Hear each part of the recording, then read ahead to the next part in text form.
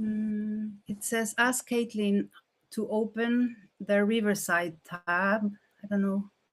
Recording will begin as soon as they return. I don't know what. Okay.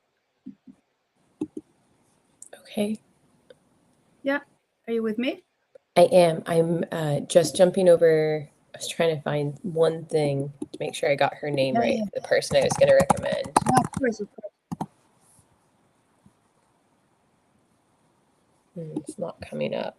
Shoot. Sorry, this will only take a second. Don't worry. Take your time. Take your time. No stress. Yeah, that's her.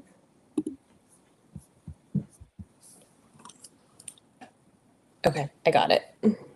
Super. Hello. Joining me in studio today, it's blah, blah. Hello. Joining me in studio today is Caitlin Hardy. She is the founder and managing director of Nessie. Hi, Caitlin. How are you? Good. How are you, Soul? I'm very good. So happy to see you again. It's great to see you. Thanks for having me this morning. Yes, we're very excited to have you finally. And we really would like to hear, can you tell us a little bit what is Nessie about? Sure. No, so Nessie is based on my family name. And so for me, Nessie is really about roots and helping companies navigate the elusive. So a lot of our work is with startups from MVP to commercialization. And what I was seeing in the market was that there weren't, if you go back 5, certainly 10 years ago, there were really no maritime or ocean tech startups. And at the time that they started to really proliferate and become more common, there wasn't a lot of infrastructure of people who'd worked in the startup and the tech world and people who'd worked in commercial maritime or the defense space and sort of transiting across that channel. And so Nessie really exists to help companies. Sorry, can I start over? Yes, of course. uh, Waking up.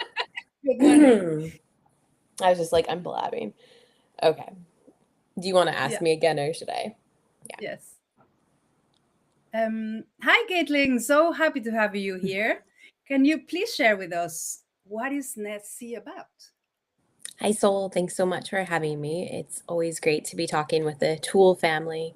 So, Nessie came about. We are a management advisory that works with a lot of startups from MVP to commercialization.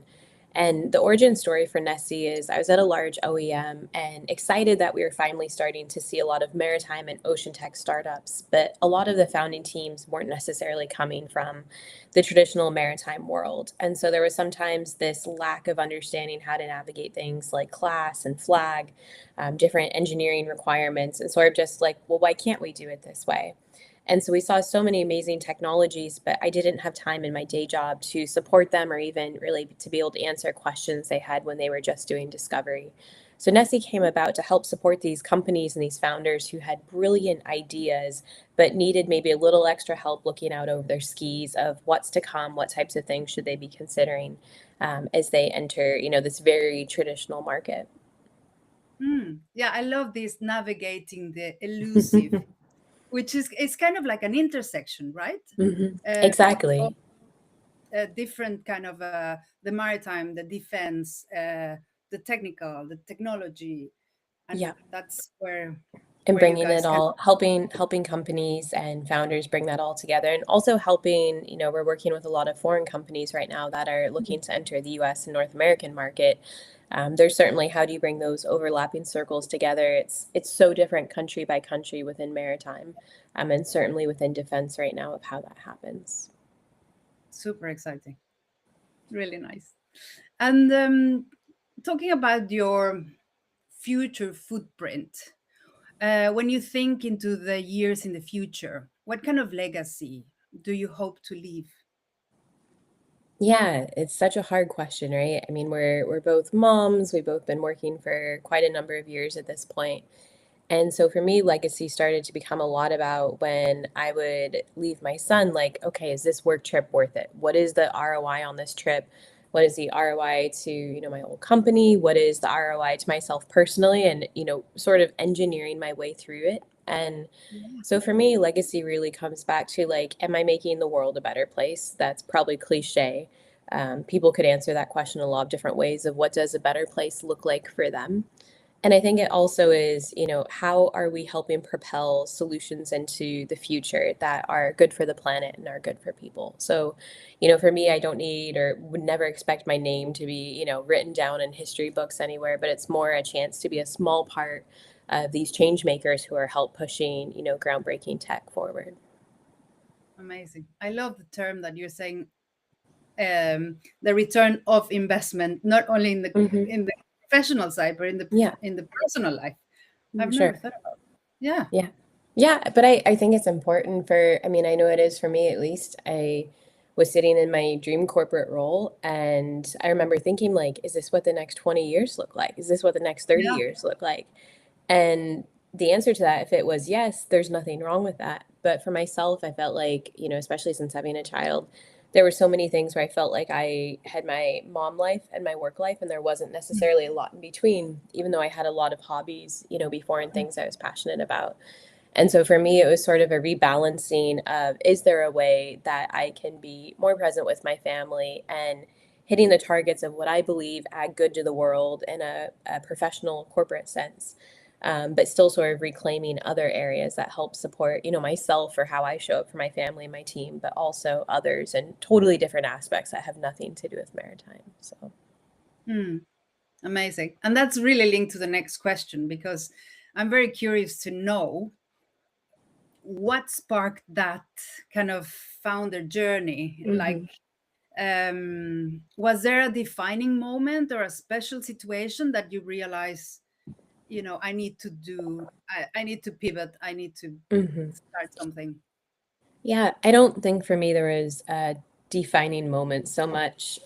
It's funny when I started talking with the people around me, and I think when you're willing to start saying things out loud to other people who might hold you accountable or challenge you, that's Yeah. when you know that there's a bit of a fire in your belly and something that you're passionate about or really considering. And so as I started exploring this with, those I was close to, they're like, well, of course, you've always talked about this. And that self-reflection back to me was like, I've said this out loud to another person before that I want to start a company and that it might not be, I said this to you before, like a traditional startup. Nessie is a consulting firm. We exist to help other startups, help other organizations enter the US market.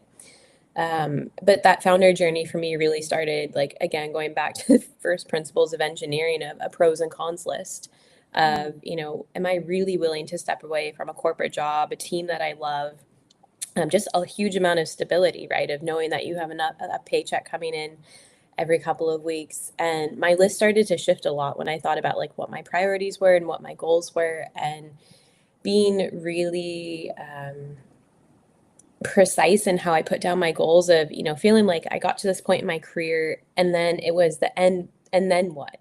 And that Yeah. freedom was very unanchoring to feel like, just I was just sort of floating around of like, what do I want to do next? And feeling like I had the ability to then be really creative about what that could look like. And, I think you also hit a certain point in your career, especially as a woman, where you feel like I have legitimate expertise, I have subject matter expertise. I'm not a fraud in the industry, right? Like you don't feel like you're sort of faking your way through or whatever it might be.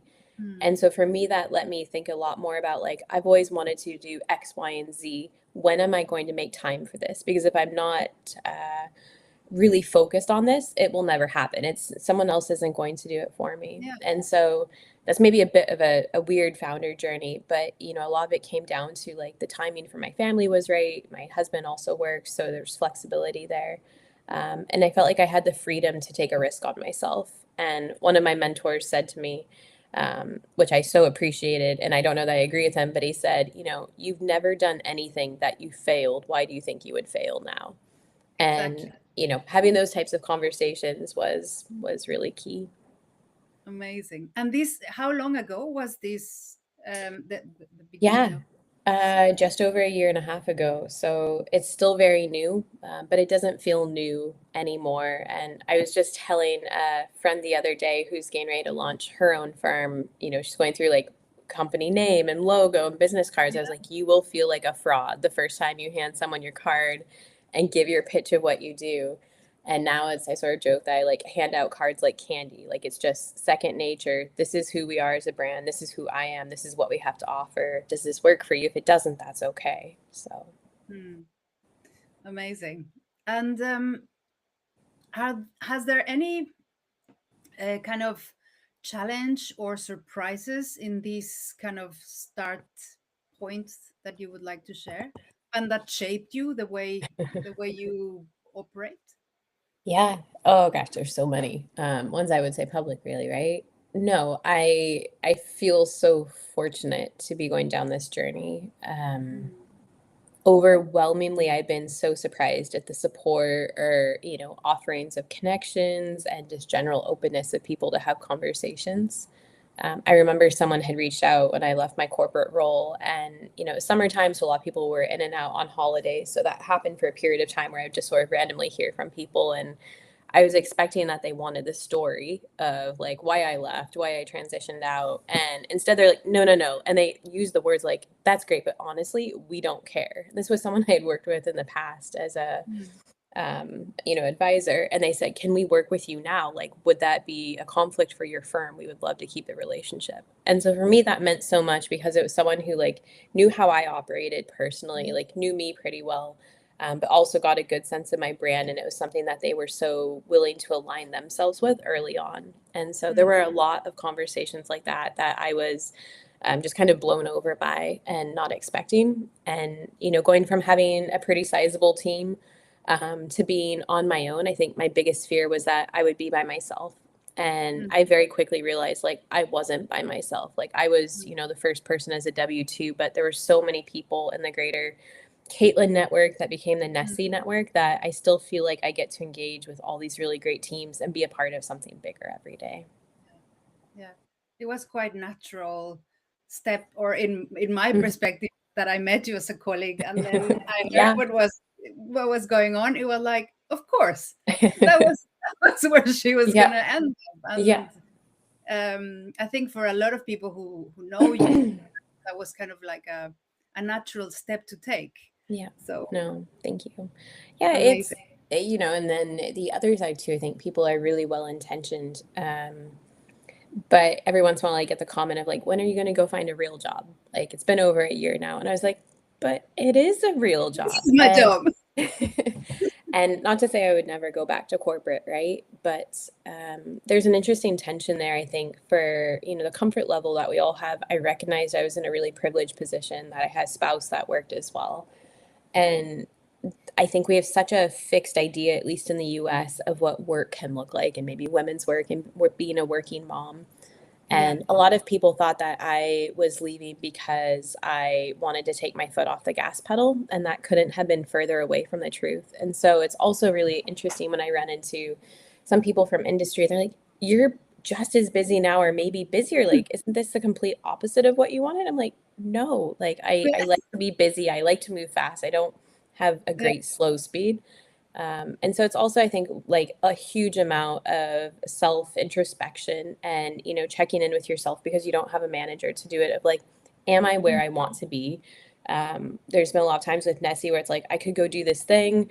I'm used to moving fast, but like, put on the brakes for a second. Is this what I intended when I started this? Is this what's best for my brand and for my clients and for my family? And Yeah. so that's something that I spend a lot of time sitting with. Yeah. And trusting yourself. Yeah. Yeah. Yeah. I guess that's something that you inspired, to me at least. You inspire a lot of trust and calm, but with a very intelligent and powerful way. But I guess like a lot of people can tell you, what they think about you, but if you don't believe in Hmm. yourself, Yeah. especially when you're taking that kind of leap, it's kind of like a inside work that I Yeah. guess for starting as you did could have been a bit daunting, but yeah. Yeah, and I generally find like there's been so few people who told me I couldn't do it or shouldn't do it, but it's usually the naysayers who aren't willing to take a risk on themselves. And so those are the Mm, voices I'm generally not too interested in hearing anyway. mm, Where those who've done big things before, hard things, they're usually the first people to stand behind you to say, you've got this. Who do you need to talk to? What do you need? How are you thinking through this? And I have loved those conversations. Like I have a folder in my email that I call just coffee chats. And, before I launched Nessie, I had a goal of talking to 100 people. I knew I didn't need to talk to 100 people, but it was just more that like sign to myself of what that looks like. And I still have that coffee chat folder because it's like I will talk to people today and be open to, because you just never know how things connect or where you relate to Yeah, someone or their experiences. So, yeah. totally. So maybe from those coffee people or outside of that folder Yeah. are your door openers that Hmm. it would be very nice to hear who are those people who opened doors or believed in you Hmm. early on, Yeah. that you would like to acknowledge and mention them Yeah. in your There's a journey. couple I won't say just for sort of privacy, but they were huge when I was sharing that I was leaving, really just to give them a smooth transition. And, Mm, one of them called like 3 days later and said, "Hey, we have an RFP out right now. We'd really like to see you respond to it. It's due like imminently." And, found out like a couple of weeks later that Nessie was awarded a pretty sizable contract there. That's been now sort of a key foundation of our work and led to a lot of other clients, and really quickly establishing a footprint in the Nordics, which for me was something I want to stay close to after my time at Kongsberg, but something I didn't know if that would be possible or if that would be a value proposition that would resonate. Another really key door opener was Propeller VC, and for Reese and Rodrigo, who had known me from before and just sort of on the sidelines were like, "Hey, come to our Ocean MBA. Hey, we're thinking about this, this, and this. What are your thoughts on it?" Or, "Hey, have you met this company of ours?" And I think those are the conversations where you're in sort of all these circles and people are moving around and the people you consistently bump into. And Propeller mm, was one of those firms where I really identified with the types of investments that they were making. For one, that they even had, an ocean and maritime fund. And so those were definitely some of the early door openers. On the other side, when I said I was leaving, I had gotten a LinkedIn message from a nonprofit that said, "Hey, any chance that you could work on this project?" Didn't even know I was launching a firm, just knew I was stepping away from my corporate job. And so I think so much of it is, when you're willing to put yourself out there and be, transparent to some degree about what you want to do and what you're trying to do, that, a lot of good things can come. mm, amazing. And today's reality, like, what has been your biggest hurdle, or what is your biggest hurdle Yeah. right now, and how can Tool community and our global female founders community support you on this? Hmm. I don't even know if I have a good answer for this. I would kind of split it a few different ways. I mean, one is that I am an American. I run an American company with a global focus. And so, looking at where things have been changing geopolitically, it changes by the minute. And Yeah. that's really hard when you are working to support companies and organizations that are looking to enter the US market. I spent the first few weeks of the year very focused on what was happening with Greenland and, how that relates to our Nordic partners from the US side. And so that's not necessarily one where it's like, oh, we need help, but it's such a interesting time. And the pace that things change, we're a strategic advisory, and a lot of what we're doing, we're helping companies understand how to navigate the US market or how to navigate their strategy. And some of those things could change, maybe not overnight, but in a quite quick period. I would say, though, I don't think that there's ever been as much opportunity as there is now for a lot of the more defense maritime type companies, as there is, today to engage with the U.S., even though there's maybe a lot of noise in other ways, coming from the States.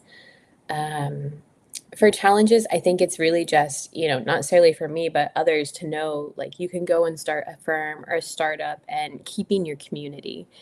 And it's so easy to be like, I can't turn away this work. I need this work, to get to a point where your work is really stable. And then, figuring out what you say no to is such a cliche thing as well, but it's so, so important. And for me, when I was at Kongsberg, I worked a ton, but at the end of the day, I could be like, I feel like I've worked really hard today. I know I've made an impact.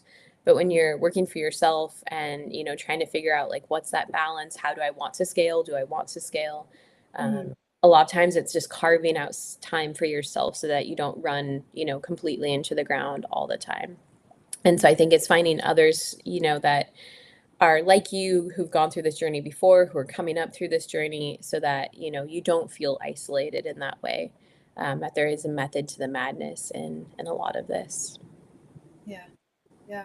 I guess yeah, for a lot of Americans, that and I guess for the world, it's just quite shocking what is going on. But I think figuring out and be creative on the way that we could find opportunity and strength Mm-hmm. and connecting with each other, it's the way forward. Yeah. And whatever you can in your area of influence, there's power, right? Yeah. So I think that's and you have our support and respect for what you're doing. So No, you all are fantastic. I mean, I think I've known Birgit for a long time. Of course, got to work with you before. And, it's having communities is just critical, especially right now. I think a lot about, being on my own. I went from a position where, I had a team that was at every conference and every meeting, and the information would percolate up to now it's like, I can't be everywhere. That was a tough lesson to learn, even though I knew it practically. And so I think Tool really provides that, right? Of others who are sitting in these rooms, in these spaces, who will not just speak your name, but are willing to share information. Not things that are confidential, but just, hey, what's your take on this for the Arctic? Or, hey, how is this meeting in Oslo? What's the feeling that you're getting of how people are moving through these spaces? yeah, and I think the knowledge that you have and the experience you have in the defense and the maritime, the kind of understanding of technology is it adds value to the whole Mm-hmm. mix of the expertise that we need Yeah. today. So yeah, it's super nice to know that you're there and that you're working so hard. Trying, Um, trying. We're trying to help companies. I mean, that's the goal, right? If we're not helping companies and organizations, then I feel like I'm not meeting the mission that I set out to do. Yeah. and in the Wave Makers, we like to explore a little bit of the human side of your leadership. And if there is any personal or professional moment that shaped you, that it made you kind of work through and learn from it. Can you share? Oh gosh, there's been a lot. I mean, going back to, so I think I've said this on podcast before, but years ago, I was listening to a podcast and it talked about, doing a personal inventory day or personal inventory month. And I tell so many, younger people this is just a way of checking in with yourself, like how you put something on your calendar and, understand, like, are you driving towards the things you want to do or don't want to do? And so I feel like I have some of those aha moments when I'm like sitting in a coffee shop with my phone and computer turned off, looking at things.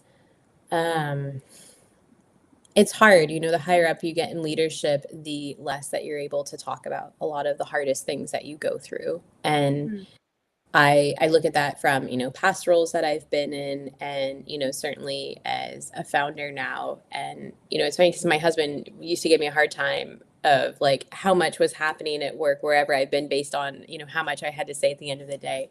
And now he's like, how are things going? You don't seem like you have a lot to say. I'm like, I'm good. It's good. Things are under control. And I think that, comes down to a lot of like how you're able to protect your peace. Things certainly aren't perfect now. There's always craziness to some degree, but I have a lot more control over how I protect my peace. And to me, that means my mindset and maybe not my time in the way that I'd always like.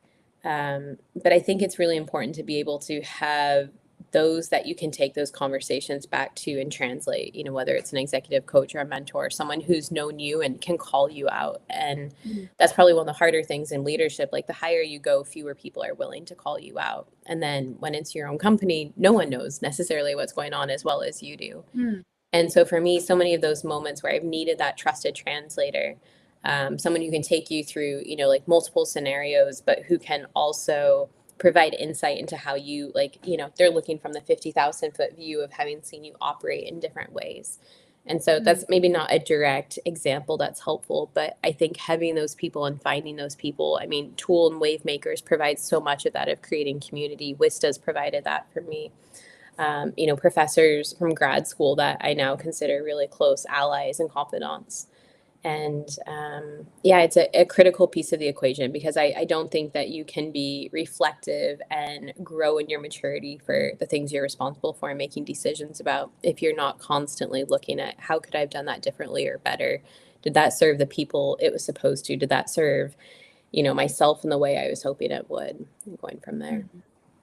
And also, like, I remember you're a yoga teacher, right? So you also like quite a nice connection with kind of the body and soul and the creative part, because I find like yoga, nature are kind of a little bit of a guidance or spaces to creativity, or that piece to keep moving. And I feel that you create that space for yourself. And I can. Should I tell my yoga story? Everyone has their eat, pray, love moment.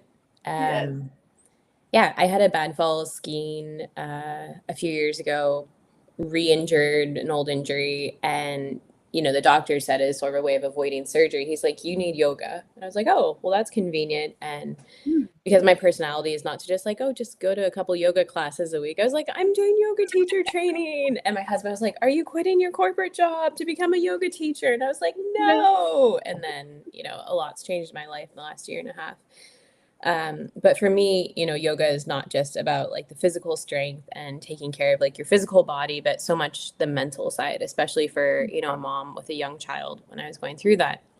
And so there's so few spaces today where we can unplug from our phones and devices and not be beholden. And yoga was this happy little, 6 by 2.5 foot space on my mat where I could just exist and sit in my own brain for an hour every day. And that time was so helpful for me as I was debating, do I leave my corporate job? Do I do something new? What does this look like? I don't want to go to another big company. And I keep coming back to like introspection, but if you don't carve it out for yourself, no one else is going to. And there's so many demands on our day and our time. And so being able to go to a studio and do something that felt good for my body and to move and to rehab an injury. But then also became the connection so much of like how I thought about like what was I seeing in other, especially like high functioning women who were female execs, who had young families, who have, probably aging parents that they're starting to help as well. And it really gave me just a better model and thought process for how to move through that myself, but also I think to remove a lot of the guilt that I felt and that it was okay to do something for myself. Because I, largely hadn't felt that way for a few years before. Yeah. And you were healing. Yeah. Healing and avoided surgery. So yes. it worked in that way. And, skiing again. So. And you were still diving and doing your stuff. Yeah. I remember. You're outing me on all my fun things. So, yeah. I love that. Yeah. And it's super inspiring. I think like the other question is like, how can you what kind of advice would you give to other women who are building their company? Like what would you say was something that you must? Yeah, you must find time for yourself, and you must find your people. And your people are out there somewhere if you don't know who your people are. If the people you think are your people are the ones who are questioning everything you do and down and negative about it, those aren't your people. They can be your people in other ways, but they're not going to be your people. And being that sort of bridge that helps hold you up in the early days of making a transition and doing something hard. I am beholden to my calendar on a lot. We have shared family calendars for everything. It doesn't mean that something has to stay that way.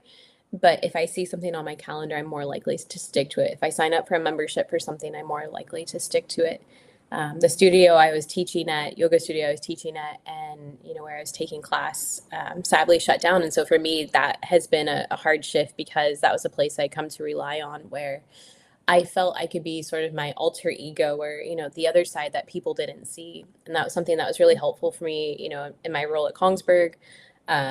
But was also really helpful for me when I went out on my own is like show up, messy mom bun, you know, just like just show up as Caitlin. And I think we get so few chances as founders and as executives to just show up as ourselves. And so that's something that's always been really important to me is how do I protect that? And so that would be my biggest thing for Yeah. founders or people looking to start a company is like get those routines going first. Find the things that make you feel like yourself so that when things are really hard, you have that to lean back onto and, have the comfort in that.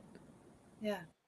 Yeah. I totally echo on that because they're reminders of being yourself is actually amazing. Yeah. If you are truly naturally yourself and the people you surround with and that really know you, they can remind you. Even your kids can remind Yeah. you. Like those Totally. are the mirrors. Yeah. That tell you The like, best absolute mess mirrors and all what's over. going on. Yeah. So yeah, it's a very simple, but the people you surround with and the find the thing that make you. How did you put it? How did you say it? Be yourself at your core, know who you are at your core. It's funny. I have a post-it up from someone in Seattle that I wrote at the start of this year for a project I want to do that's adjacent to Nessie, but not directly related. And it just says, the secret is the total ownership and permission from you to you is to take action. And I think that's the biggest thing as a founder is, if you have investors, certainly you're beholden to them in some ways, you have clients, but at the end of the day, like it is from you to decide to take permission, to take action. No one is going to tell you it's okay. And the sooner you get over that, the sooner that things will start to move in an exciting way. So. Oh, I love it. Very nice. Thank you for sharing that. Yeah. And paying it forward. So Yeah. we're building an ecosystem together, and you're a fantastic part of it. What support, knowledge, resources you could offer to other entrepreneurs in our community? Yeah, I think if there's entrepreneurs in the US who are looking at just like where do I begin to set up a company? I'm not an attorney, but I've gone through that process a lot of times of like, here's just all the fundamental administrative things that you need to start thinking about.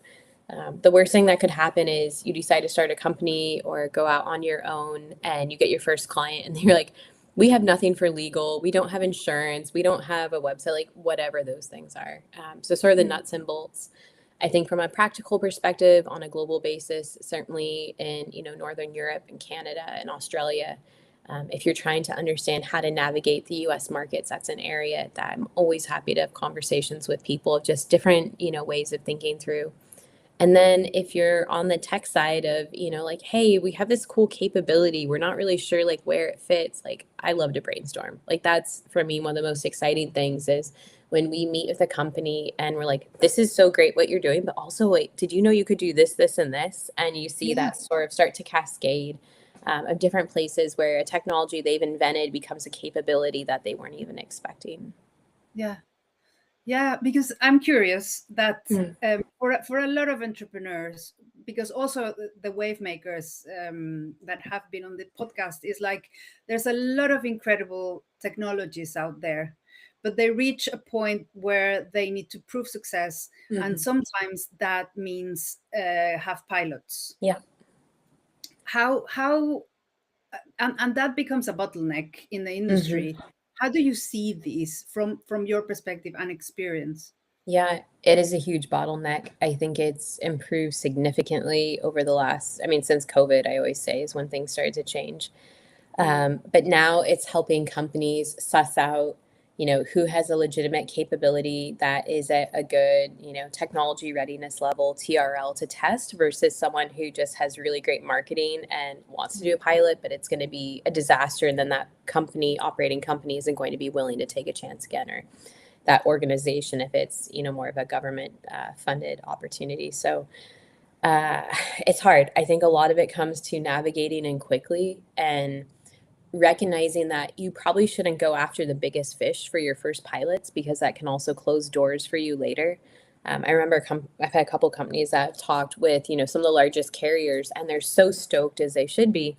And I'm sort of like, in some ways, that's one of the worst things that could happen is like get trial in places that are safe, where if things don't go as planned, you're not giving away market share. It's someone who's going to be willing to work with you. I do think there's a huge amount of opportunity right now to pilot with various governments, and that's a really good model for companies to try. That's also typically non-dilutive, right? So some of the models out there, it's access to pilots, but you're giving away a portion of your company to do it. And so that's really something to think about hard. That can be great for quickly growing, but are you at that point where if this doesn't go well, what are the impacts you're going to have? And that's something that some other entrepreneurs can value or discuss with you. Would that be something to happy to talk through the pilot process? I mean, I think that's one of the most exciting pieces of a founder's journey for new tech that they go through, or applying tech in a different way. But I think it's also being really clear, and this is usually the hardest side on the client you're working with, is what's the creep that you're getting within the scope. And so laying it out clearly from the beginning of like, I usually don't believe in free pilots set companies up for success in my belief, just because there's no transaction. The operating company doesn't necessarily have skin in the game. So yeah, love having those conversations of how to get cool things out into the wild and make them work. Yeah. Unlock or understand and unlock that bottleneck would be amazing. Thank you. Yeah. And then moving on to championing another woman or women, because visibility matters, and we love this part because we like to cheer the women who have been supporting you, and you've been named already. So you've been one of those by two of our wave makers, kind of naming you as that female founder who kind of support them. So who would be your female founders who support?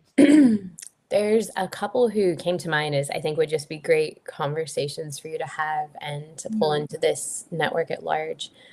One, she's not a founder, but she is an exec at Marine C2 in Seattle, Alexa Runyon. And she is, look up Marine C2, they're doing amazing things. But when I think about people who are finding a great balance, right, and the people I identify with, so I remember Alexa had reached out. They were part of an accelerator. At the time, I was super busy and sort of like I don't know that I have time just for a coffee chat, but would love to, connect at some point. Met at a happy hour this last fall and found out that she scuba dives at the Seattle Aquarium like multiple times a week. Wow. And she's like, oh yeah, I'm going to be Santa, like bring your son and, I'll wait. Oh my God. Right. Just like super interesting. We actually bonded before that on our love for nudibranchs, sort of like the sea slugs in Puget Sound. And so she's just a fascinating person who's working with a really cool technology, new technology, but the same point has this really amazing life and balance in how she sees the world outside. The other one who's also not a founder, but is one of my favorite people I've ever met through Wista is Sarah Brennan. She just retired as a Coast Guard commander a few months ago. And, while I've had the privilege of seeing who she is, at her core, like the way we show up at work isn't always, you can't always show sort of your full self. Especially in the military or the Coast Guard. And so getting to see Sarah now working in the cruise industry and being, down in Canaveral is just like an amazing transition and such a gift to the maritime community that she stayed in our industry. So those are two that come to mind who I think would be a lot of fun and just add so much. Of course. So Alexa and Sarah. Alexa and Sarah. Thank you so much. And we will reach out and And also I would like to acknowledge you for being so supportive on building the female founder community, because you have given us so many connections and super nice ladies and super interesting background. So thank you, Caitlin, for No, you and Birgit are amazing. I mean, it's important to have community. Community is everything, and that's what you're creating. So thanks for having a place for all of us to land. yes, and we're waiting for your next trip to Norway. I will let you know. I will let you know. It's always great. So You yeah. can't come to Scandinavia without having a stopover. No, that's fair. That is fair for sure. So I told Birgit that you were in Scandinavia. She's like, "Huh? What? When?" sometimes it's sometimes, I mean, right, like both working moms, we try to make quick trips sometimes, but no, I know. it's one of my favorite places to go, and always happy that I get to see so many great friends there.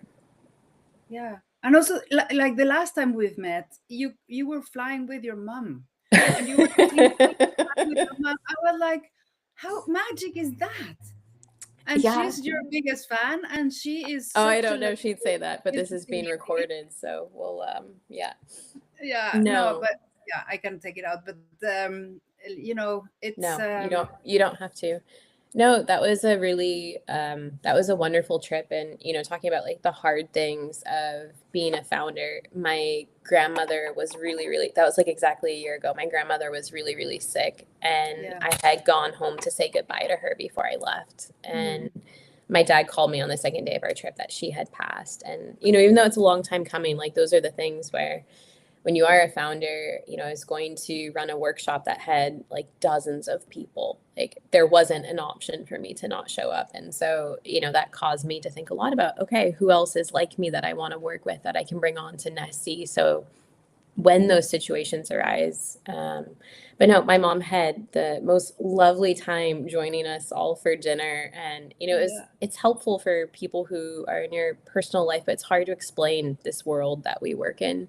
And so it was really fun for her to get to see that.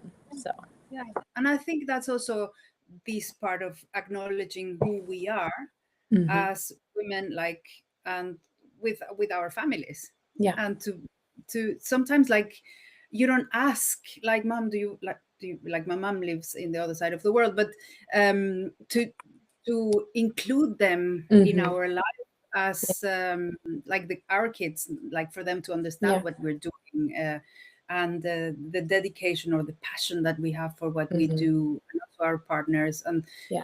it's also part of the game, and Mhm. we didn't Yeah. maybe do that before. No, I mean, it's funny to me how many people have commented like, "You brought your mom on a work trip for a week?" And I was like, "Yeah." And, Yes. my mom is a really easy traveler, but I was really transparent with her from the beginning, like, "Hey, like, I have to work. Here's where I'm gonna be available, but here's how I can set you up so you can explore Helsinki and Oslo. Here's my friend we're gonna stay with in Norway." But like also, let's go to Estonia for a day. Like I would love to do this. This would be something really fun to do together. And so I think you just find ways to make it work, and, realize that, the things you put out there, 90% of the time people will say no or won't be able to do it. But like the 10% of the time that they can is just the best. And, like that's a very fond memory. That would have been a great trip no matter what. But I bought yarn in Estonia and I've been knitting with it the last few days. And like, it makes me think of like the great, time that I had with her there. So, Yeah, yeah, yeah. it was super nice. It was also a pleasure for us to meet her, so it's also a gift for the people that you bring her over. And My older twin. So yeah, yes, super, love it. Say hi from us.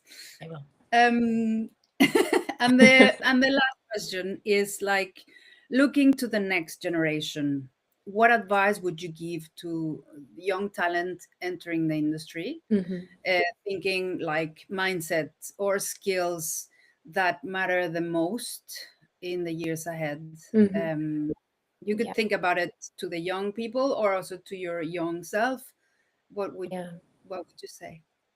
I think about the Instagram trend that's going around right now of like women posting photos of themselves as a young girl. Like, if I could tell you that everything will be okay, or, oh, Mhm. like you're going to be so glad that you did that. Um, I hate to say it's like the hazing almost of it, but in our industry, there's so much, and I think any industry, of just you have to have a certain amount of experience and insight to be able to fully show up as yourself, which isn't necessarily always something that sounds fair. I've had people tell me, like, think about the things that you're really good at agnostically, and then think of the things where you have a lot of subject matter expertise. And, agnostically, I can project manage in probably any industry, but my subject matter expertise is really in maritime. And I think as we look at, retooling and reskilling, the agnostic things are where I envision stepping in, where the understanding community and how people come together and the dynamics, that's something that's harder for AI to replace, in my view. And so I think having that really strong subject matter expertise, in maritime right now in the US, every conversation is about shipbuilding. How do we bring those people in, and then how do we keep them? And, being clear on, mission and vision and value is something that I think makes work a lot more fun and identifiable. Where if you're going into a company and, sometimes we don't have a choice. It's, like the luxury is to get a paycheck. But if it's beyond that, if you have the flexibility somewhere where you identify with, that makes work so much more straightforward of understanding why you're showing up and understanding what you're contributing to and how it's making a difference. And I've always been curious about your kind of naval background, because you study in the Naval Academy. Yeah. And how did that shape you, or how would you encourage other women to follow this path if it was inspired for you? But from what I have heard, it really shaped you. Yeah, it's a great question. It's funny because I wasn't in the Navy for very long after I commissioned, but it had a huge, huge impact on who I am and how I operate. And, if I was to tell young women going through and men going through the Naval Academy now, I'd be sort of like, suck it up and deal with it. It will be the best network and group of friends that you'll ever meet. That is still very true. It's the 50th anniversary this spring of Women at the Naval Academy. And so I think, even though it's still for a lot of people rare, they'll assume my husband went and not me. My husband's absolutely not military. But when I look at it now, it is friends that I identify with, and it tells me something about someone if they went to an academy. Granted, someone could be amazing and not have gone to an academy, but there's just like, I immediately know something about you if you've gone to one of America's military academies. And, as I've gotten older, it's so interesting to look at people, we graduated almost 16 years ago, people who've come out of those institutions and how similar we are and how we operate and identify, and like hard chargers, fast speed, really mission driven. And so for me, that makes it very easy to say, like, yes, I would absolutely recommend this if this is your personality. But it's interesting, like, you think about high school, juniors really starting to apply. How do you self-select this group at that age? And so is it you're more morphed by an academy type experience? Or is it just you're so wired that way going in that you self-select with a lot of people who you're really similar to? Yeah. And you connect also globally with other nations or other naval. Yeah. Yeah, there's exchange students from other naval academies or military academies, which is quite neat. Yeah. Very nice. Thank you so much. I don't know if you have anything more to add to our conversation. Thanks for having me. I'm always happy to connect. And no, it's exciting. It's exciting to see the list of female founders get larger and larger every year globally. And it's not just, one part of the world. That you all work globally is such a gift to helping companies and governments find, what's out there and what's available. Thank you. Thank you for being such a fantastic part of our community. And, I just want to say thank you for now, but welcome soon to Norway, and to everybody listening. Thank you so much for being with us. Sorry. Thank you so much for being with us. And I see you in the next wave making. Bye-bye. Bye. Thank you, Caitlin. See you later. I'm just going to stop and stay with me.